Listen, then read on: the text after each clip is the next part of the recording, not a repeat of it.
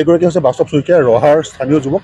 এই যুৱকগৰাকীৰ হাতৰ পৰশত বা এই যুৱকগৰাকীৰ তৎপৰতাত এইখিনি সময়ত যিটো কাল্পনিক নৱৰাত্ৰি গুহা বা যিটো পূজা মণ্ডপ সেইখিনি সময়ত কাৰিকৰসকলে নিৰ্মাণত ব্যস্ত কৰা দেখিবলৈ পোৱা গৈছে।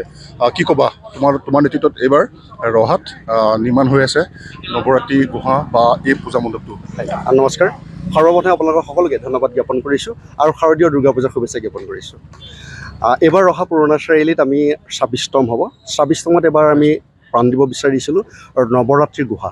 নৱৰাত্ৰিৰ গুহাভাগ কাল্পনিক কৰা হৈছিলে এইটো কাৰণে যে মা দুৰ্গাই ৯টা ৰূপ ধাৰণ কৰিছিলে আৰু সেই ৯টা ৰূপকে আমি গুহাৰ ভিতৰত উপস্থাপন কৰিম। তাৰপিছত উপস্থাপন 9টা ৰূপৰ লগতে আমাৰ মা দুৰ্গাকো দৰ্শন কৰিব পাৰিব। আৰু ইয়াৰ বাহিৰত আমি ইয়াত সোমাই অহা পথ দুটা কৰিছোঁ। এটা দি আপোনাৰ প্ৰৱেশ কৰিব, আনটো পথেৰে আপোনাৰ প্ৰস্থান কৰিব।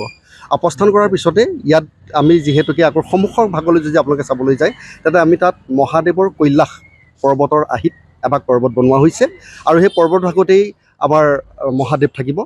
মহাদেৱৰ জটাত যিদৰে গংগাই বাস কৰিছিলে আৰু গংগাৰ পানীৰে জুৰি সৃষ্টি কৰা হ'ব আৰু জুৰি সৃষ্টি কৰিলে তাত মাছ কাছৰ পৰা ধৰি কৰি আদি যিখিনি মানে পানীত লাগতিয়াল বস্তু সকলোবোৰ তাত থাকিব।